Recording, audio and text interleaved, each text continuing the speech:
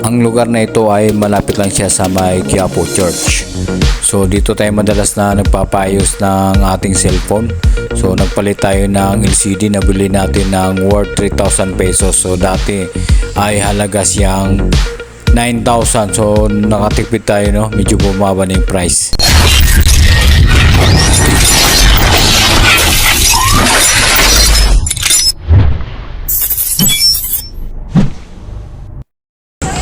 Yo, what's up mga kamarix?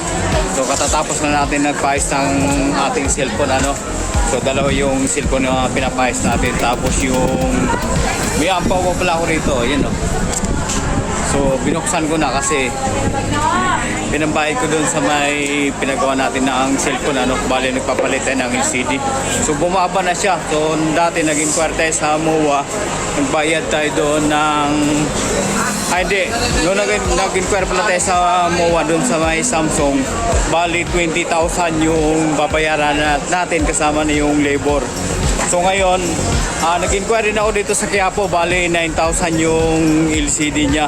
Tapos pinalipas ko muna ng taon, umabot siya ng taon.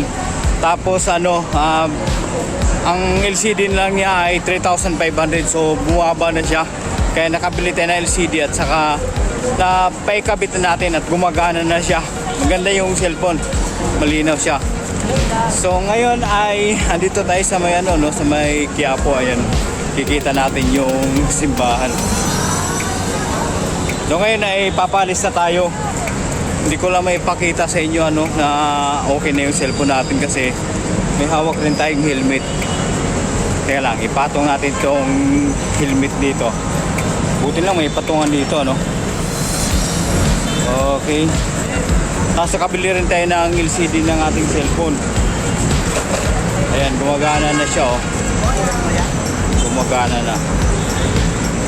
Ayan, yung cellphone pala natin na hawak ay madali na siyang malubat. Dati kasi umabot to ng isang araw. Ngayon ay umabot na lang ng mga 6 na oras na lulubat na siya. Kaya pala nung tinignan natin ay lumulubo na yung cellphone natin. Kaya nakabili na rin tayo ng ng battery doon. Mura ng battery, 300 lang yung battery.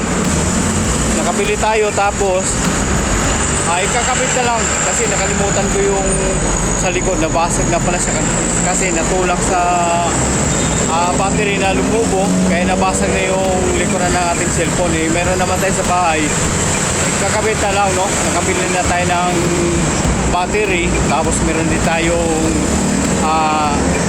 casing sa likod ng ating cellphone. Yung nga lang nandun sa bahay, kaya hindi natin may pakabit. So ngayon ay papunta na tayo doon sa may parkingan ng motor dito sa may sa may malapit sa may Mercury.